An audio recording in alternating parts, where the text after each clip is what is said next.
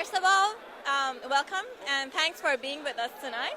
Please introduce yourself and tell me what you do. من وحید آبدینی ام، دانشجوی پولیتیکال ساینس FIU.